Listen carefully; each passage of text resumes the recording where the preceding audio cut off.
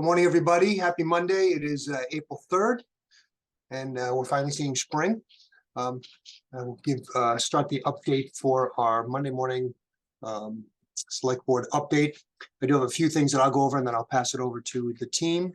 Do want to remind everybody that annual town meeting is on April 10th at 7 o'clock next Monday. Please mark that on your calendar and come. Before that, we do have the moderators meeting, which is on this Wednesday, April 4th at 4 o'clock. And want to, anyone that has questions on any of the articles can go there and get a ruling from the moderator and get a feel of what the meeting is going to flow like. On top of that, we do have a select board meeting tomorrow night, April 4th. Pretty light agenda, but that will be at 7 o'clock as well. Before I pass over, three other quick things. One, I want to just continue and our thanks that we had the other day at our select board meeting on the fire department and our first responders that did such a great job on that really devastating fire down in Minot. I know there's still an investigation going on in terms of what's going on, but from all accounts, we've heard that they did a spectacular job in keeping that to the level that it did and really keeping it under control. And again, thanks for all the other communities that helped us out. Another topic is we do have an appointment out there. The select board and the school committee are appointing, there was a resignation on the school committee, and we got our advice from town council is that it's our responsibility to replace that position, even though it's going to be for a very, very short period of time. We are going through that process. So if you are interested in sitting on the school committee for probably a month, there'll be a meeting on May 1st and then another meeting mid-May, and then the election will replace that position. But please, if you're interested, please send your appointments to select board office. We're going to make that appointment, or the applications have to be in by Friday, this Friday, and then we'll be making the appointment at our following meeting, which is the 25th of April. And the last thing that I just wanted to note is that there is a Veterans Advisory Committee meeting on April 12th, I believe at 7 o'clock, and they're going to go over the John O'Connor Memorial and the placement of that on the Scituate Common. So if you're interested in hearing about that memorial or giving some input in terms of the placement of it, and the whole, you'll be able to see slides in terms of the whole design and the layout of it, you can attend that meeting. And all these are posted on the website. Great. I'll pass the ball over to Bill. You want to update us on school stuff? Yes, thank you, Mr. Fignati, and good morning, everyone. Happy Monday. I'll start off with an update for the Cushing and Hatherley MSBA project, new school building project. This past Wednesday, March 29th, the building committee held its second public meeting at the Gates Middle School Dining Commons, and with architects Doran Whittier present, also the owner's project manager or OPM, Vertex, along with the members of the school building committee.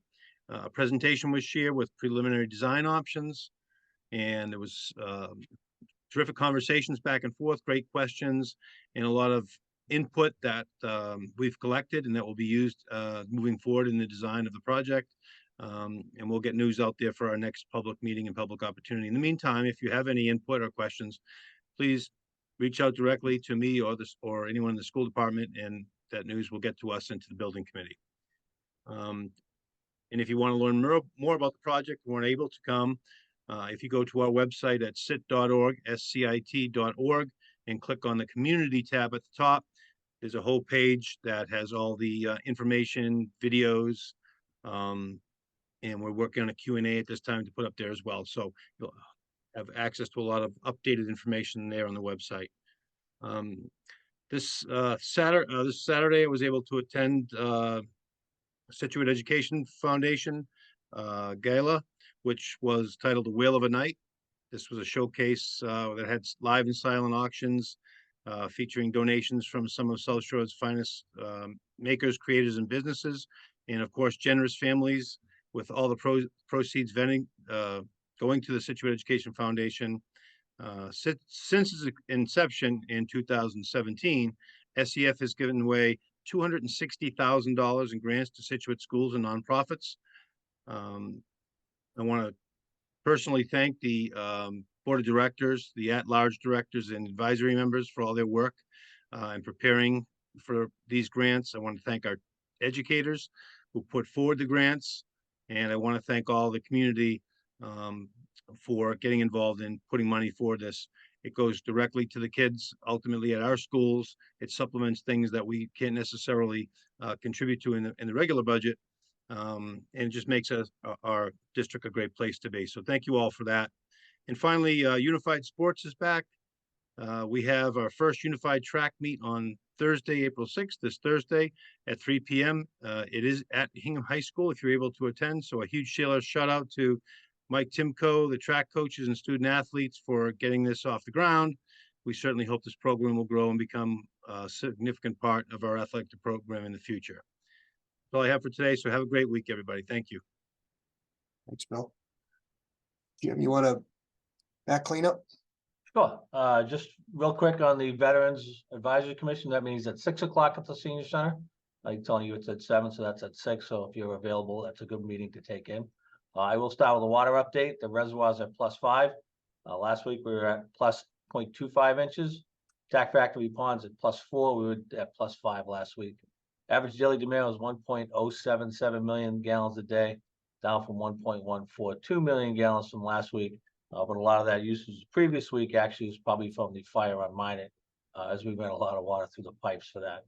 Rainfall the last 7 days, 1.1 inch. We are continuing our spring flushing, flushing the water mains throughout town. We're finishing Gannett Road today.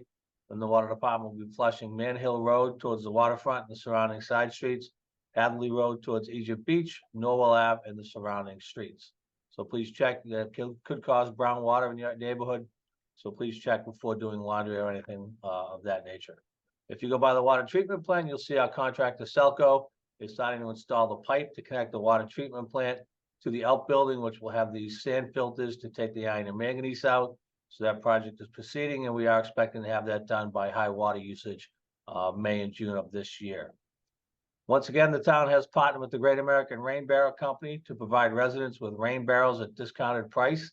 $89 for a painted barrel, $84 for an unpainted, and $80 for a terracotta barrel. Scituate residents have purchased more than 300 rain barrels through this event over the past 2 years. Orders must be received by April 30th, and pickup is May 13th at the transfer station. You can go to the town website for details and to order your barrels. We had a meeting last week, the pre-construction conference on the new baseball project at Central Field. That'll be a rebuilding of the existing baseball field and the installation of a new softball field. The fencing should be up shortly. Construction will commence shortly after that and will be done later on this spring.